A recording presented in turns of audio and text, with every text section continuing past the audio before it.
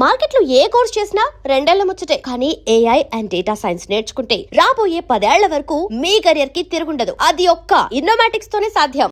ఇండి కూటమి చాలా కాలం తర్వాత నిన్న భేటీ అయింది. అందులో మమతా బెనర్జీ చాలా కీ రోల్ ప్లే చేశారు.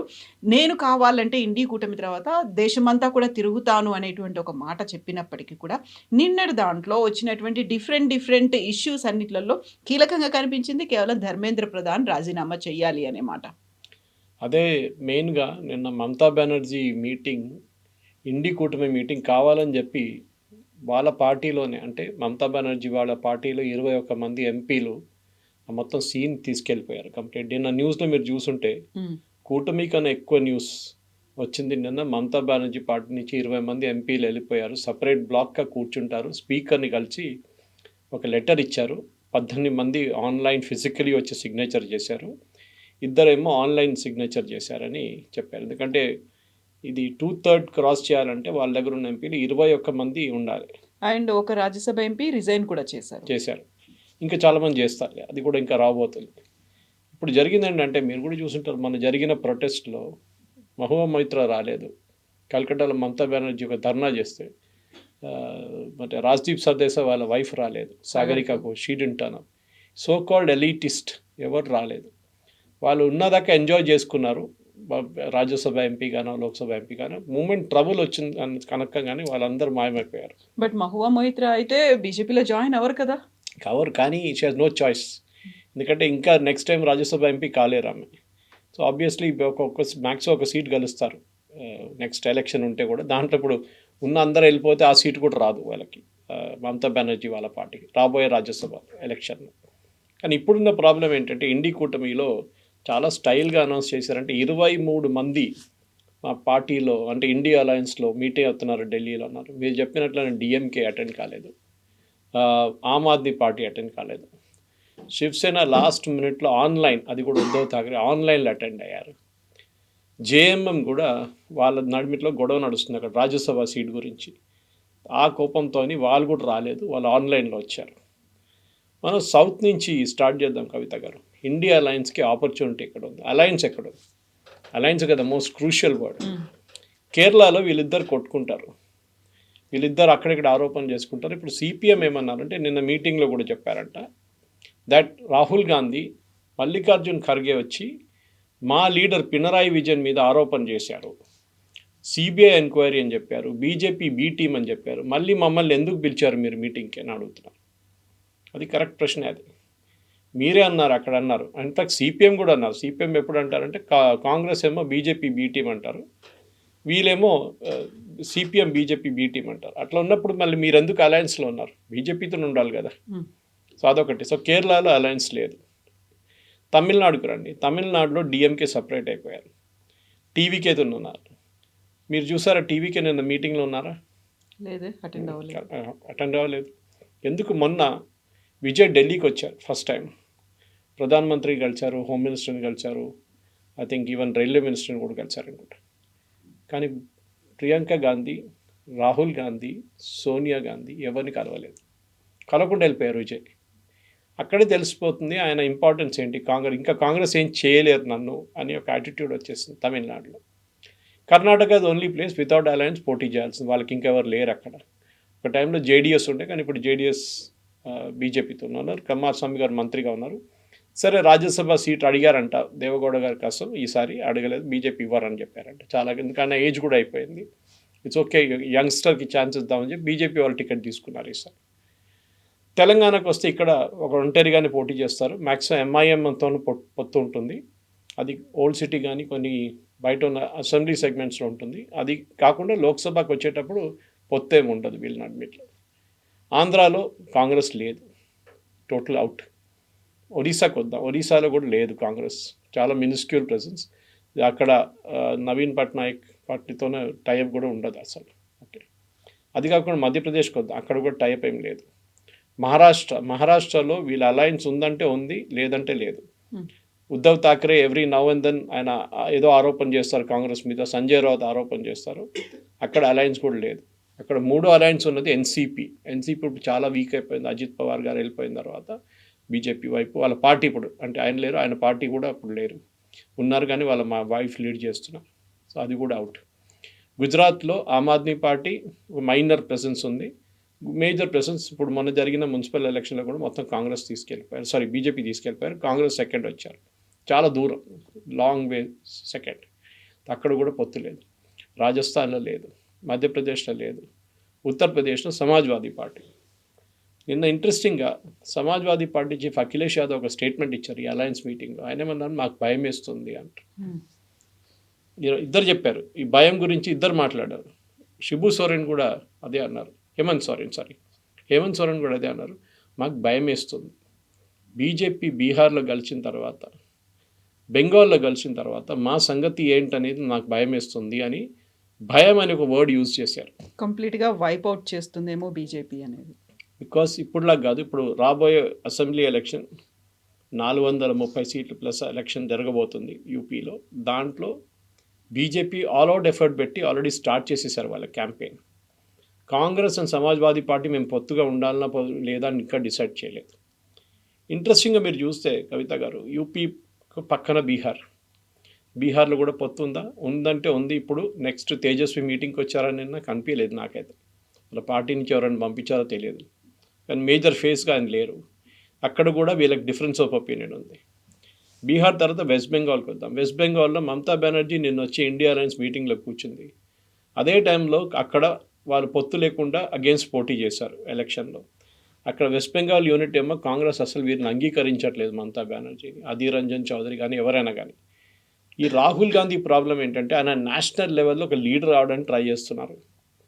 ఈ జూనియర్ లెవెల్ నుంచి వీళ్ళందరూ ఎవరు అంగీకరించట్లేదు. ఎస్పెషల్లీ ఇప్పుడు తమిళనాడులో ఉన్న డిఎంకే బీజేపీతో పొత్తుకెళ్తున్నారని చెప్తున్నారు. ఇండైరెక్ట్ ఆర్ డైరెక్ట్ జరగచ్చు. ఒకవైపు అన్నామలై గారు మనకు తెలిసిందే సపరేట్ పార్టీ పెట్టారు. ఓట్ స్ప్లిట్టింగ్ చేస్తున్నారు. కాంగ్రెస్కు ఉన్నది 5 ఎమ్మెల్యేలు అంతే, 40 సీట్లు ఇస్తే 5 గెలిచారు వాళ్ళు. ఆలోచించండి, ఇది వీళ్ళ పరిస్థితి కాంగ్రెస్. అస్సాంలో ఉందంటే అస్సాంలో కూడా ఏం లేదు, ఏఐయుడితో ఒక టైఅప్ ఉండే అది కూడా పోయింది. మనం పెద్ద స్టేట్స్ చూస్తున్నాం మనం అన్నమాట. తో ఢిల్లీలో లేదు, పంజాబ్లో లేదు, హర్యానాలో లేదు, జమ్మూ కాశ్మీర్లో వాళ్ళిద్దరు నడిమిట్లో ఏదో పోతుంది. కానీ అసలు ఒమర్ అబ్దుల్లా ఈయన అంగీకరించు, కానీ ఆయన నిన్న మీటింగ్కి వచ్చారు ఆయన. మనం చూస్తే ఓవరాల్గా చూస్తే కాంగ్రెస్కి 1 or 2 స్టేట్లోనే మెయిన్గా అలయన్స్ ఉంది. ఒక పాసిబుల్ అలయన్స్ యూపీలో సమాజ్వాదీ పార్టీతో, ఇంకొక అలయన్స్ జేఎంఎంతో జార్ఖండ్. మిగతా ఎక్కడ వాళ్ళకి మేజర్ అలయన్స్ అనేది లేదు. ఇప్పుడు వీళ్ళు ఏమంటున్నారు, 23 మంది పార్టీని పిలిచారు. ఎవరు? ఎన్కే ప్రేమచంద్రన్, కేరళలో ఒక చిన్న పార్టీ, ఒక ఎమ్మెల్యే కూడా లేదనుకుంటా వాళ్ళకి, ఒకటి కూడా లేదు ఈసారి. అట్లాంటి వాళ్ళు వచ్చి కూర్చుంటున్నారు మీటింగ్లో.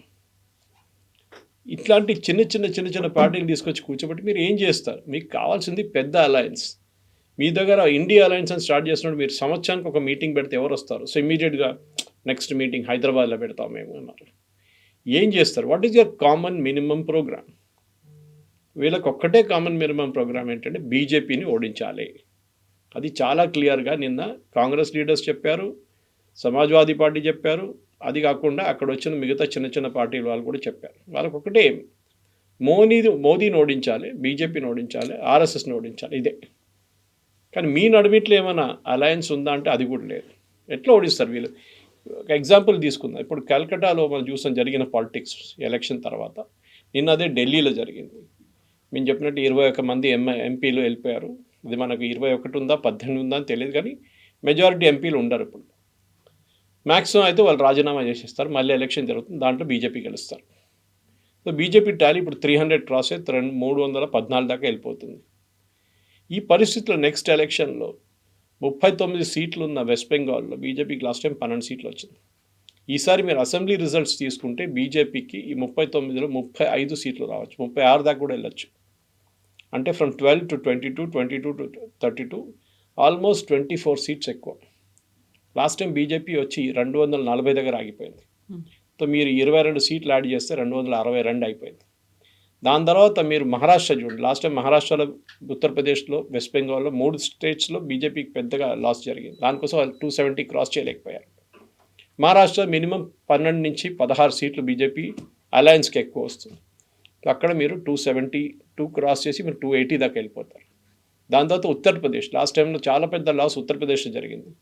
ఈసారి ఉత్తరప్రదేశ్ అసెంబ్లీ ఎలక్షన్ బీజేపీ గెలుస్తారు, ఆ టాలీ మీద ఉంటుంది.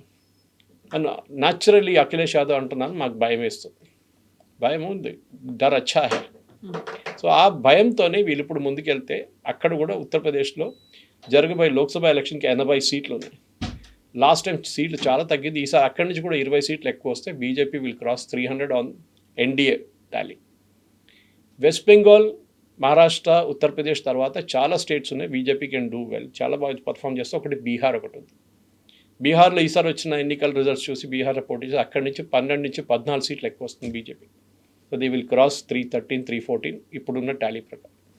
సో నెక్స్ట్ ఎలక్షన్ 2029లో మీ ఇప్పుడు కాంగ్రెస్ ఎక్స్ప్లెయిన్ చేయాల్సింది, మేము పొత్తు పెట్టుకుంటే ఇండి అలయన్స్ అంటున్నాం, ఈ అలయన్స్లో మీరు ఎక్కడ ఏ స్టేట్లో ఎక్కడి నుంచి పోటీ చేస్తారో చెప్పండి. ఇది ఒక పెద్ద ప్రశ్న. ఎందుకంటే మీరు ఉత్తరప్రదేశ్, నేను చెప్పినట్లు బీహార్ అండ్ ఆఫ్ కోర్స్ మీరు మహారాష్ట్ర పక్కన పెడితే మీకు ఇంకే స్టేట్లో అలయన్స్ లేదు, మీకు అలయన్సే లేదు, మీకు మేజర్ అలయన్సెస్ లేరు, మీకు పార్టీలు లేరు. మీరు దేశంలో ఉన్న అన్ని 2 పెద్ద పొలిటికల్ పార్టీస్ వాళ్ళకి 25 సీట్ల కన్నా ఎక్కువ ఉన్నది డిఎంకే, ఇంకొక వైపు టీఎంసీ ఉండే, టీఎంసీ స్ప్లిట్ అయిపోయింది. మళ్ళీ మీరు ఎవరితో పొత్తు పెట్టుకుంటారు? ఆమ్ ఆద్మీ పార్టీతో పొత్తు లేదు మీకు, వీళ్ళతో టీఎంకేతో పొత్తు లేదు, అండ్ మీకు టీఎంసీతో పొత్తు పెట్టుకుని వాళ్ళకి ఎంపీలే లేరు. ఏం చేస్తారు? One loser tagging on with another loser అంటారు. వెస్ట్ బెంగాల్ యూనిట్ ఏమో కాంగ్రెస్ యూనిట్ వీళ్ళని అంగీకరించట్లేదు టీఎంసీని, అప్పుడు మీరు ఏం పొత్తు పెట్టుకుంటారు? ఇదే జరగబోతుంది. ఇది ప్రాబ్లం ఎక్కడంటే మీరు ఎప్పుడైనా అది బీజేపీ దగ్గర నుంచి నేర్చుకోవాలి. అలయన్స్ పార్ట్నర్స్ ఎంత చిన్న పార్టీ అయినా కానీ వాళ్ళకు ఒక్క పొజిషన్ ఇచ్చి ఏదో ఒక మినిస్టర్షిప్ ఇచ్చి కూర్చోబెట్టుకుంటారు. మీకు గుర్తుంది, మటువా కమ్యూనిటీ అని చెప్పి కమ్యూనిటీ ఉంది బెంగాల్లో, మనం మాట్లాడింది ఏంకన్నా హిందూ కమ్యూనిటీ, బంగ్లాదేశ్ నుంచి వచ్చిన వాళ్ళు 1 కోటి మంది ఉన్నారు వాళ్ళు. దాంట్లో ఆల్మోస్ట్ ఒక 5,000 మందికి సిటిజన్షిప్ ఇప్పుడు ఇచ్చారు, ఇప్పుడు ఇస్తున్నారు, మొదలుపెట్టారు ప్రాసెస్ సిఏఏ కింద. వాళ్ళ దాంట్ నుంచి ఎలక్ట్ అయిన ఒక ఎంపీ బీజేపీ యూనియన్ క్యాబినెట్లో ఉన్నారు. ఆలోచించండి, మోదీకి అక్కర్లేదు యాక్చువల్లీ, ఈ need not take them also, ఎందుకు తర్వాత చూసుకుందాం, అంత ఇప్పుడు సిటిజన్షిప్ కూడా ఇవ్వలేగా, తర్వాత ఇచ్చిన తర్వాత చూసుకొని చెప్పచ్చు, కానీ he had taken them. So caste balancing అనేది చాలా కేర్ఫుల్. ప్లేసెస్ లైక్ యూపీ కానీ బీహార్ కానీ క్యాస్ట్ సెలెక్షన్ మీద మీరు ఎలక్షన్ ఎట్లా గెలుస్తారని తెలిసిపోదు. ప్రాబ్లం అది. ఇప్పుడు మీరు చెప్పండి, రాజస్థాన్లో సచిన్ పైలట్ నిన్న కూడా అశోక్ గెహ్లోట్ ఆయన్ని మళ్ళీ కావాలని చెప్పి ఇన్సల్ట్ చేశారు. నేను ఏదో ఒక రోజు ఆయన కూడా బయటకు వచ్చేస్తారు, కానీ ఆయనకి బీజేపీకి అక్కర్లేదు. ఇప్పుడు వాళ్ళు కంఫర్టబుల్ పొజిషన్లో ఉన్నారు రాజస్థాన్లో. మధ్యప్రదేశ్లో ఎక్సెప్ట్ కమల్నాథ్ వాళ్ళకి లీడర్స్ లేరు. ఛత్తీస్గఢ్లో వాళ్ళ దగ్గర అజిత్ జోగి గారు ఇప్పుడు లేరు, they are also they finished. ఒరిస్సాలో సేమ్ కేస్. సో ప్రతి స్టేట్లో మీరు ఒక లీడర్ లేకుండా కూర్చున్నారు. మీరు ఏం పొత్తు పెట్టుకుంటారు? మహారాష్ట్రలో ఎక్స్ప్లెయిన్ చేయమని చెప్పండి, ఏం పొత్తు పెట్టుకుంటారు, ఎట్లా పొత్తు పెట్టుకుంటారు?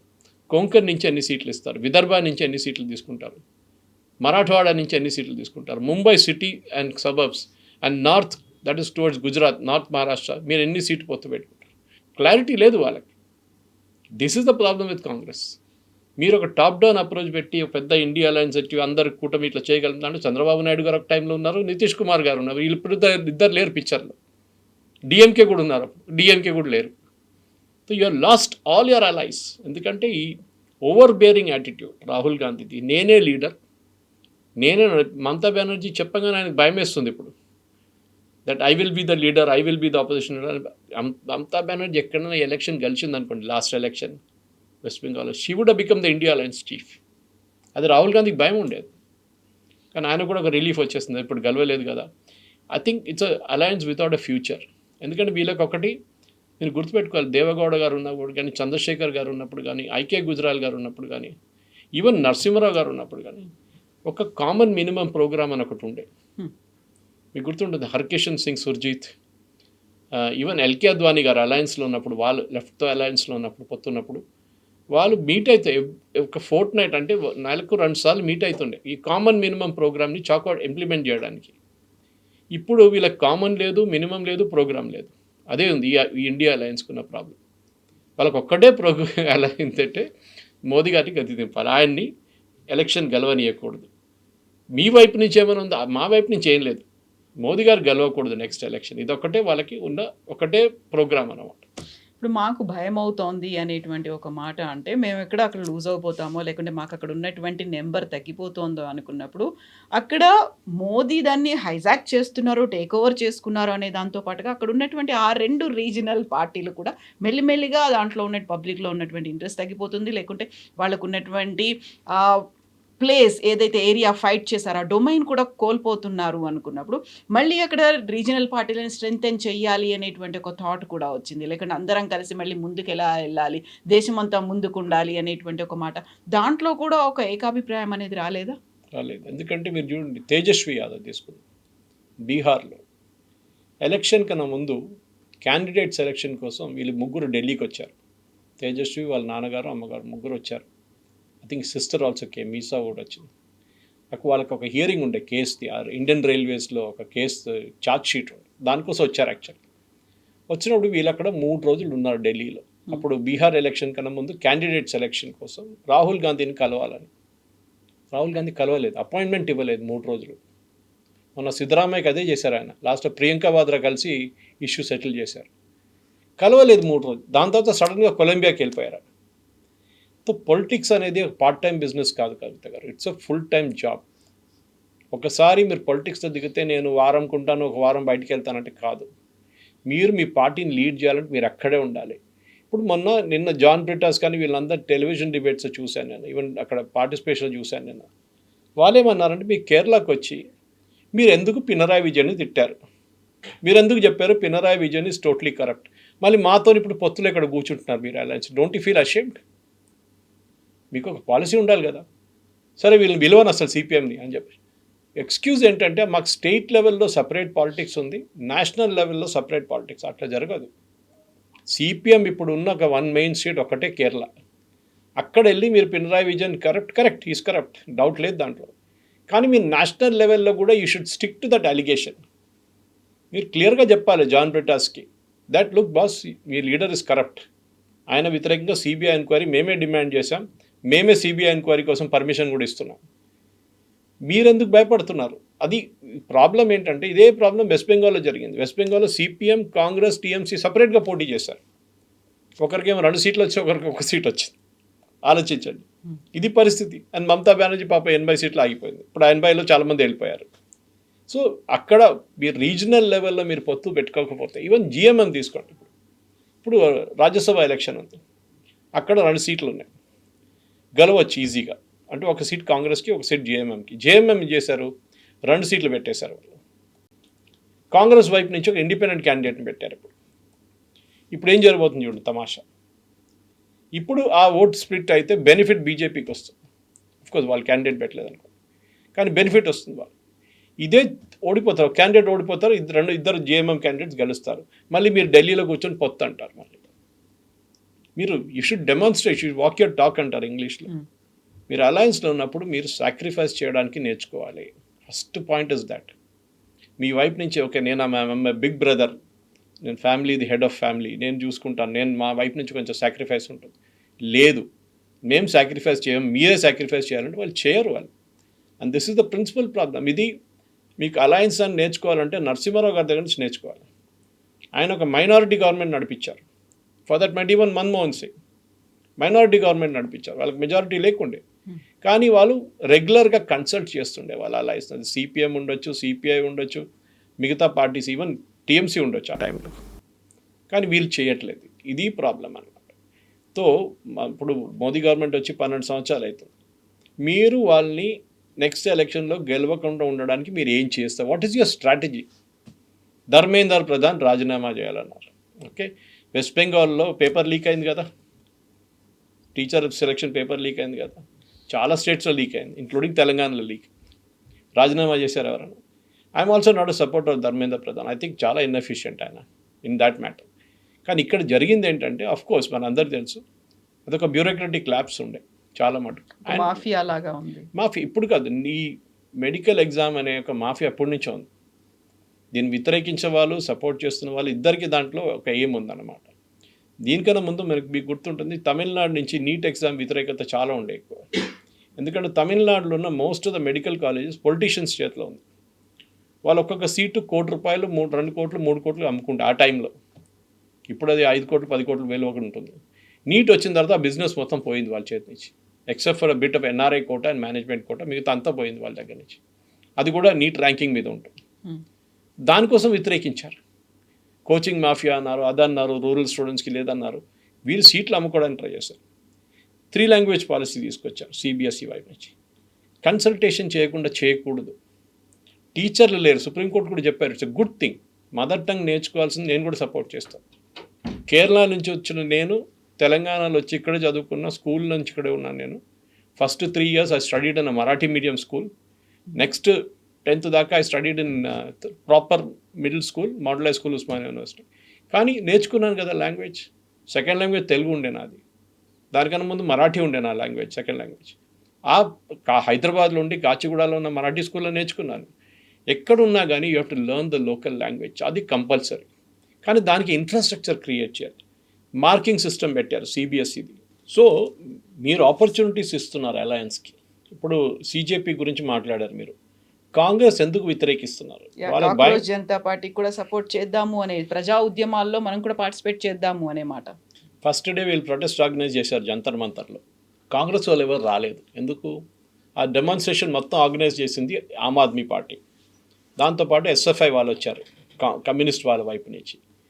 సో అక్కడ కాంగ్రెస్ వాళ్ళు మీకు ఎవ్వరు కనిపించలేదు, youth Congress leaders. Next day youth Congress వాళ్ళు ప్రొటెస్ట్ చేశారు. ఇన్ఫ్యాక్ట్ యూత్ కాంగ్రెస్ వాళ్ళ ఆరోపణ ఏమి ఉండే అంటే, మా మీద మీరు వాటర్ క్యానన్ యూజ్ చేశారు, సీజేపీ వాళ్ళు వచ్చినప్పుడు మీరు వాటర్ క్యానన్ యూజ్ చేయలేదని చెప్పేసి. సో ఎవరైనా మీద ఏమో ఇంటి నుంచి స్నానం చేయలేదేమో, దానికోసం మీ మీద వాటర్ క్యానన్ కొట్టారేమో అని చెప్పి they was a meme going around అనమాట. కానీ మీకు భయం ఏంటి? వాళ్ళు మీ ఓట్లు తీసుకెళ్ళిపోతారు. అరే వాళ్ళు మొన్న ఫామ్ చేసిన పార్టీ, వాళ్ళకి 2% ఓట్లు కూడా రావు. మేము చూసాం, ప్రతిరోజు 2 లక్షల మంది తగ్గుతున్నారు వాళ్ళ లిస్ట్ నుంచి, ఇన్స్టాగ్రామ్ లిస్ట్ నుంచి. మీరు you should concentrate on serious politics. ప్రతి సీటు మీద కవిత గారు బీజేపీ పోటీ చేస్తారు. ఒక మున్సిపల్ సీటు కూడా వాళ్ళు ఒక లోక్సభ ఎలక్షన్ లాగా పోటీ చేస్తారు. ఆ సీరియస్నెస్ ఉండాలి. Candidate selection, campaign, voter list. ఇప్పుడు కూడా అంటున్నారు, నేను ఒక స్టేట్మెంట్ ఇష్యూ చేశారు, యాక్చువల్లీ నాకు నవ్వొచ్చింది. ఈవెన్ చాలామంది, Rajdeep Sardesai also, even Barkha Dutt was laughing at it. మేము సిజిఐ, చీఫ్ జస్టిస్ ఆఫ్ ఇండియాకి ఒక లెటర్ రాయబోతున్నాం. ఏం రాస్తారు? దట్ ఎలక్ట్రల్ రోల్స్ అంతా చేసిన పని అంతా తప్పు, ఓటర్ చోరీ జరిగింది, ఎలక్ట్రల్ సిస్టమ్ అంతా ఫ్రాడ్. మొన్ననే సుప్రీంకోర్టు జడ్జ్మెంట్ ఇచ్చారు, చాలా డీటెయిల్ జడ్జ్మెంట్ ఇచ్చారు. ఎన్నోసార్లు చెప్పారు SIR is the correct process, దాంట్లో తప్పేం లేదు. మళ్ళీ మీరు దాని మీద అరిగిపోయిన రికార్డ్ లాగా అదే పట్టుకొని మీరు తమిళనాడులో గెలిచారు కదా, విజయ్ గెలిచినారు కదా, అక్కడ మీరు ఆరోపణ చేశారా ఓట్ చోరీ జరిగిందని? అక్కడ చేయొచ్చు కదా. స్టాలిన్ ఓడిపోయారు, స్టాలిన్ చేయలేదే. ఆయన ఓపెన్గా సెట్ ఓకే వి లాస్ట్. ఆయన ఇన్ఫాక్ట్ ఆయన కాన్స్టిట్యున్సీకి వెళ్ళి, ఓడిపోయిన కాన్స్టిట్యున్సీకి వెళ్ళి ఊరేగింపు తీసున్నారు ఆయన. Same thing happened. మీకు చూశారు మీరు కేరళలో, పినరాయి విజయన్ ఓడిపోయారు. ఏం చేశారు అక్కడ? ఆయన అన్నారా నేను రాజీనామా చేయను, ఓట్ చోరీ జరిగింది. ఇన్ఫ్యాక్ట్ అక్కడున్న థామస్ ఉన్నాడు, వాళ్ళ పార్టీని ఒక ఎమ్మెల్యే కూడా ఉన్నాడు, ఆయన అన్నారు SIR process is the reason why CPM lost in Kerala. Congress leader అన్నారు ఇది, and is a very senior Congress leader. అక్కడ చాలామంది ఫేక్ ఓటర్స్ ఉండే కేరళలో, ఆల్మోస్ట్ 18 లక్షల మందిని, అక్కడ చాలా తక్కువ compare to all India level. Bihar లాంటి ప్లేస్లో 68, మీరు ఈవెన్ వెస్ట్ బెంగాల్కి వస్తే ఆల్మోస్ట్ 97 లక్షలు. కేరళలో 18 లక్షల మందిని తీశారు, ఎందుకంటే పాపులేషన్ చిన్నది అక్కడ. అప్పుడు కూడా కాంగ్రెస్ లీడర్స్ అంటున్నారు ఎస్ఐఆర్ ప్రాసెస్తోనే సిపిఎం ఓడిపోయారు ఈసారి, ఎందుకంటే ఫేక్ ఓటర్స్ని అన్నీ తీసేశారు ఎలక్షన్ కమిషన్. కానీ నేషనల్ లెవెల్లో ఇదే పార్టీ లీడర్లు అక్కడ ఢిల్లీలో కూర్చొని అంటున్నారు SIR process is ఫ్లాడ్, SIR process తీసిన దాని ప్రకారమే బీజేపీ వెస్ట్ బెంగాల్లో గెలిచారు. కానీ తమిళనాడులో బీజేపీ ఎందుకు గెలవలేదు అది చెప్పట్లేదు, కేరళలో బీజేపీ ఎందుకు గెలవట్లేదు ఎస్ఐఆర్తో అది అక్కడ చెప్పరు. అక్కడ గెలిచిన పార్టీలు కంప్లైంట్ చేయట్లేదు, వాళ్ళు సప్రిషియేట్ చేస్తున్నారు. తమిళనాడులో మీ డిఎంకే కూడా చెప్పలేదు, as it is I'm repeating that. కానీ మీకు ఎప్పుడు వెనెవర్ యూ ఫీల్ లైక్ మీకు అప్పుడు మీరు ఓడిపోతే అప్పుడు ఎస్ఐఆర్, లేకుంటే ఓట్ చోరీ, లేకుంటే ఈవీఎం. మీరు అమర్ అబ్దుల్లా చాలా క్లియర్గా చెప్పారు, ఓడిపోయా అని చెప్పి అంగీకరించండి, యాక్సెప్ట్ చేయండి, accept it like a mature politician and say sorry we made a mistake. The problem is 99 ఎలక్షన్లు ఓడిపోయారు రాహుల్ గాంధీ ఇప్పుడు దాకా. అంటే ఆయన పోటీ చేసింది కాదు, ఆయన లీడ్ చేసిన ఎలక్షన్, బై ఎలక్షన్తో సహా 99 ఓడిపోయారు. యూ షుడ్ రియలైజ్ మీరు ఒక లయబిలిటీ అయిపోతున్నారు ఈ పార్టీకి. మీ ఇక్కడున్న లీడర్స్, తెలంగాణలో లీడర్స్ కానీ, కర్ణాటక లీడర్ మీ భజన పాడతారు. రేపు మిమ్మల్ని పక్కన జరిపితే మీ పక్కన వచ్చి కూర్చున్న ప్రియాంక వాద్రా భజన పాడతారు వాళ్ళు. This is the culture of party where individual led కాకుండా ఏంటి ఫ్యామిలీ లెడ్ పార్టీ అయిపోతే ఇదే జరుగుతుంది. ఇప్పుడు మీరు బీజేపీ వైపు చూడండి, ఏం చెప్పినా కానీ వాళ్ళు, ఈవెన్ సిపిఎం చూడండి, వాళ్ళు ఎవరికి భజన పాడరు. వాళ్ళ పార్టీలో ఒక పార్టీ ప్రెసిడెంట్ ఉంటారు, ఒక స్ట్రాంగ్ హోమ్ మినిస్టర్ లాగా అమిత్ షా లాగా ఉంటారు, ఒక ప్రధానమంత్రి ఉంటారు, ఒక డిఫెన్స్ మినిస్టర్ ఉంటారు, రీజనల్ లీడర్స్ ఉంటారు. సిపిఎంలో కూడా అంతే. మీరు చూడండి, వాళ్ళ వైపు నుంచి ఉన్న ఒక చీఫ్ మినిస్టర్ పినరాయి ఉన్నారు, అక్కడ పార్టీ జనరల్ సెక్రటరీ ఉన్నారు, అట్లనే స్టేట్ యూనిట్స్ ఉంది, చాలా మట్టుకున్నారు. ఇప్పుడు కూడా బుద్ధదేవ్ భట్టాచారి ఇక్కడ ఉన్నారు. సో వాళ్ళు ఎక్కడ భజన పాడరు. వీళ్ళ దాంట్లో ఏంటంటే భజన పాడాల్సి వచ్చింది. అక్కడే వీళ్ళ ప్రాబ్లం ఉంది. They should get out of that individualistic family led tradition. మొన్న బహుశా మనం డిస్కస్ కూడా చేసాం ఇది. ఈయన రామచంద్ర గుహ, హూజ్ పక్కా ఏం చెప్తారు, Gandhi Nehru family supporter, open supporter. ఆయన పర్సనల్ కూడా చెప్పారు. ఆయన అన్నారు మనకి ఇంటర్వ్యూలో కరణ్ థాపర్తో, that I have lost faith in Rahul Gandhi. ఆయన ఎలక్షన్ గెలవలేరు. Is not a prime ministerial material. ఆయన రిలక్టెంట్ పొలిటీషియన్గా ఉన్నప్పుడు ఆయన్ని సోనియా గాంధీ గుంజి తీసుకొచ్చారు ఆయన్ని పాలిటిక్స్లో. ఇదే ఆరోపణ అని కాదు, ఇదే ఒపీనియన్ రాజీవ్ గాంధీ గారు కూడా మీద కూడా చెప్పారు. ఇందిరాగాంధీ, సంజయ్ గాంధీ చనిపోయిన తర్వాత ఫ్యామిలీలోనే ప్రైమ్ మినిస్టర్ పోస్ట్ ఉంచుకోవాలని చెప్పి రాజీవ్ గాంధీని తీసుకొచ్చారని. And Rajiv Gandhi was also reluctant politician. ఆయన రిలేటివ్లీ క్లీన్ ఉండే. కానీ బోఫోర్స్ వచ్చిన తర్వాత ఆయన మీద కూడా ఆరోపణలు వచ్చినాయి. బోఫోర్స్లో డబ్బులు సంపాదించారు ఈ ఫ్యామిలీ అని చెప్పి. అది ఇంకో స్టోరీ సపరేట్ అది. కానీ మనం చూడాల్సింది ఏంటంటే, ఒక అలయన్స్ ఉన్నప్పుడు మీరు ఎప్పుడైనా కానీ అలయన్స్లో సాక్రిఫైస్ చాలా ఇంపార్టెంట్. మీరు మెయిన్ పార్టీగా ఉన్నప్పుడు మీరు దిగి రావాలి అండ్ సే సారీ, మేము మీకు కావాలంటే 10 సీట్లు ఎక్స్ట్రా ఇస్తాం, 5 సీట్లు ఎక్స్ట్రా ఇస్తాం. అది కాకుండా తమిళనాడు అది చెప్పారు. ఇప్పుడు సర్వనన్ అని చెప్పి డిఎంకే స్పోక్స్ పర్సన్ మాట్లాడి చెప్పారు, ఒక్క ర్యాలీలో కూడా రాహుల్ గాంధీ స్టాలిన్తో క్యాంపెయిన్ కలిసి చేయలేదు. ఎందుకు? వాళ్ళ పార్టీ వైపు నుంచి ఉన్న అబ్జెక్షన్, మాకు ఇచ్చిన సీట్లు సరిపోలేదు, మాకు ఇంకా ఎక్స్ట్రా సీట్లు ఇవ్వాలి. ఇచ్చిన తర్వాత మీరు 5 సీట్లే గెలిచారు మీరు. ఓకే, బీజేపీ పరిస్థితి ఇంకా దారుణం. వాళ్ళ పాపం వాళ్ళకి గెలవాల్సిన సీట్లు ఇవ్వలేదు. వాళ్ళకి కోయంబత్తూరు లాంటి ప్లేస్లో సీట్లు ఇవ్వలేదు. That is the strong area. Kanyakumari strong area BJP, అక్కడ కూడా ఇవ్వలేదు. సో అట్లాంటి పరిస్థితుల్లో మీరు as a party leader, alliance పార్ట్నర్గా యూ షుడ్ బి ఒక మేజర్ పార్టీస్ని తీసుకోండి ఫస్ట్ మీ వైపు. మాయావతి ఎక్కడుంది చెప్పండి కవిత గారు? నేనైతే చూడలేదు నిన్న దాంట్లో మీటింగ్లో, ఆమె పేరు కూడా కనిపించలేదు నాకు. ఒక టైంలో యూపీ ముఖ్యమంత్రిగా ఉన్న మాయావతి ఈజ్ నోవేర్ టుడే. ఎందుకు? ఇదే మమతా బెనర్జీ ప్రాబ్లం ఆమెకు కూడా ఉండే, ఒక నెవ్యూ ప్రాబ్లం ఉండే. అక్కడ ఆడొచ్చి కోట్లు సంపాదించాడు ఆయన, పార్టీని తీసి బయటపడేసింది ఆమె, కానీ మళ్ళీ తీసుకోవాల్సి వచ్చింది. టుడే మమతా బెనర్జీ ముస్లిం జాతవ్, ఆమె యాదవ్ కాదు, Jatav vote bank gone, finished. అది ఏ రోజు పోయిందో Mamata Banerjee is out totally. ఒక టైంలో రాజస్థాన్లో 5 సీట్లు గెలిచారు మాయావతి వాళ్ళ పార్టీ. ఇప్పుడు ఏమైంది? బహుజన్ సమాజ్ పార్టీ ఇప్పుడు ఏమైంది? ఎక్కడ పోయింది? ఎక్కడ లేకుండా పోయినారు వాళ్ళు. సో మీరు అలయన్స్లో ఉన్నప్పుడు కూడా మీరు నేర్చుకోవాల్సి. ఒక టైంలో సమాజ్వాదీ పార్టీ అండ్ మాయావతి అలయన్స్లో ఉన్నారు. ఒక టైంలో ఉత్తరప్రదేశ్లో సమాజ్వాదీ పార్టీ కాంగ్రెస్ అలయన్స్లో ఉన్నారు. ఇంకోసారి ఇద్దరు సపరేట్గా పోటీ చేశారు. ఎప్పుడు చేసినా కానీ మీరు ఆ పాత సిస్టమ్కి వెళ్ళలేరు. ఎందుకంటే you have gone against the UP based philosophy. ఏంటి? అక్కడ హిందుత్వ రాజకీయమే నడుస్తుంది. ఇప్పుడు మీరు యాక్సెప్ట్ చేయాల్సింది అది. అది కాకుండా మీరు చూస్తుంటారు, అస్సాంలో గెలిచిన 19 ఎమ్మెల్యేల్లో 18 మంది ముస్లిమ్స్ కాంగ్రెస్ది. అక్కడ మీకు తెలిసిపోతుంది దట్ హిందూస్ మీ వ్యతిరేకంగా ఓటేశారు. వెస్ట్ బెంగాల్లో ఇంకా ఏం జరగలేదు కవిత గారు.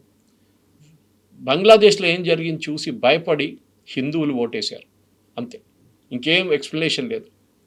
సో కానీ వీళ్ళ అలయన్స్గా ఉండాలంటే మెయిన్ స్టేట్స్ తమిళనాడు, మహారాష్ట్ర, రాజస్థాన్, మధ్యప్రదేశ్, ఒరిస్సా, బీహార్, వెస్ట్ బెంగాల్, ఈ states and Uttar Pradesh of course, ఈ స్టేట్స్లో మీరు స్ట్రాంగ్ అలయన్స్ లేకుంటే మీరు గెలవలేరు. దాంట్లో వీళ్ళకి అలయన్స్ పార్ట్నర్స్ ఎక్కడ లేని states Rajasthan, Madhya Pradesh, Chhattisgarh and to certain extent బీహార్లో కూడా ఉందంటే ఓకే, ఆర్జేడీ ఉన్నారు, కానీ వాళ్ళకి అస్సలు ఇంట్రెస్ట్ లేదు కాంగ్రెస్తో. లాస్ట్ టైం కొట్లాడి తీసుకున్న సీట్లు వాళ్ళు కాంగ్రెస్ దగ్గర నుంచి ఈసారి అసెంబ్లీ ఎలక్షన్కి మాకు ఇంకా కావాలి, మాకు 65 సీట్లు కావాలని చెప్పి లాస్ట్ ఎన్ని కలిచారండి. సో మీరు అన్లెస్ మీరు ఒక 12 నుంచి 16% ఓటు మీరు తీసుకురాకపోతే మిమ్మల్ని ఏ అలయన్స్ పార్ట్నర్ మిమ్మల్ని ఉంచుకోరు. Same thing in Jharkhand. JM ఇప్పుడు చూడండి, రాసిస్తాను మీకు, ఇంకొక 6 నెలల లోపల జేఎంలో ఉన్న చాలామంది ఎమ్మెల్యేలు లేకుంటే జేఎంఎం పార్టీ బీజేపీలో చేరిపోతారు, అంటే ఎన్డీఏలో చేరిపోతారు. వాళ్ళకి తెలుసు the writing is on the wall అంటారు ఇంగ్లీష్లో. అదే జరగబోతుంది. సో ఈ ఇండీ అలయన్స్ అనే ఇండీ కూటమి అనేది I think it's a non starter. ఎందుకంటే మీ వైపు నుంచి పెద్ద పెద్ద పార్టీలు ఎవరు లేరు మీ దాంట్లో. దాట్ ఈస్ సంథింగ్ వాళ్ళు నేర్చుకోవాల్సింది. ఉన్న ఒక అఖిలేష్ యాదవ్ ఒకరే ఉన్నారు, ఆయన ఏం చేయలేరు ఇప్పుడు ఆ పరిస్థితిలో ఉన్నారు. Yes, sir.